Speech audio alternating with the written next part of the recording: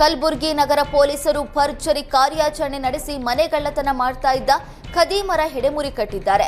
ಒಂದಲ್ಲ ಎರಡಲ್ಲ, ಬರೋಬ್ಬರಿ 65 ಪ್ರಕರಣಗಳನ್ನು ಭೇದಿಸಿದ ಪೊಲೀಸರು 114 ಆರೋಪಿಗಳನ್ನು ಬಂಧಿಸಿದ್ದಾರೆ. ಬಂಧಿತ ಆರೋಪಿಗಳಿಂದ 3,39,000 ರೂಪಾಯಿ ನಗದು ಹಣ, 936.19 ಗ್ರಾಂ ಚಿನ್ನ, 1,908.08 ಗ್ರಾಂ ಬೆಳ್ಳಿ ಸೇರಿದಂತೆ 83,43,000 ರೂಪಾಯಿ ಮೌಲ್ಯದ ಚಿನ್ನಾಭರಣವನ್ನು ಜಪ್ತಿ ಮಾಡಿಕೊಂಡಿದ್ದಾರೆ. ಕಳ್ಳರಿಂದ ಜಪ್ತಿ ಮಾಡಿಕೊಂಡ ಚಿನ್ನಾಭರಣಗಳನ್ನು ನಗರ ಪೊಲೀಸ್ ಆಯುಕ್ತ ಡಾಕ್ಟರ್ ಶರಣಪ್ಪ ವಾರಸುದಾರರಿಗೆ ಹಸ್ತಾಂತರಿಸಿದ್ದಾರೆ. Indiabulls housing finance national head Vishwas Shetty ವಿರುದ್ಧ ಎಫ್ಐಆರ್ ದಾಖಲಾಗಿದೆ. ಸಾಲ ಕೊಡಿಸೋದಾಗಿ ಹಣ ಪಡೆದು ವಂಚನೆ ಮಾಡಿರುವ ಆರೋಪದಡಿ ಜ್ಞಾನಭಾರತಿ ಪೊಲೀಸ್ ಠಾಣೆಯಲ್ಲಿ ಎಫ್ಐಆರ್ ದಾಖಲಾಗಿದೆ.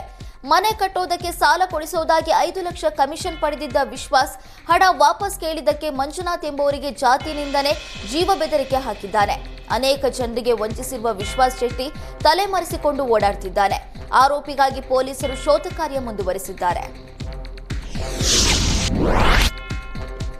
ಫಸಲಿಗೆ ಬಂದಿದ್ದ 500 ಅಡಿಕೆ ಗಿಡಗಳನ್ನು ಕಿಡಿಗೇಡಿಗಳು ಕಡಿದಿದ್ದಾರೆ.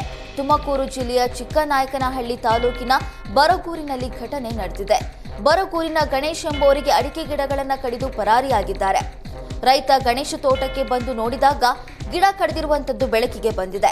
ಅಡಿಕೆ ಗಿಡ ಕಡಿದಿರೋದಕ್ಕೆ ನಿಖರ ಕಾರಣ ತಿಳಿದು ಬಂದಿಲ್ಲ. ಘಟನೆ ಸಂಬಂಧ ಹಂದನಕೆರೆ ಪೊಲೀಸ್ ಠಾಣೆಯಲ್ಲಿ ದೂರು ದಾಖಲಿಸಲಾಗಿದ್ದು, ಕಿಡಿಗೇಡಿಗಳನ್ನು ಪತ್ತೆ ಹಚ್ಚುವಂತೆ ಪೊಲೀಸರಿಗೆ ಮನವಿ ಮಾಡಿದ್ದಾರೆ.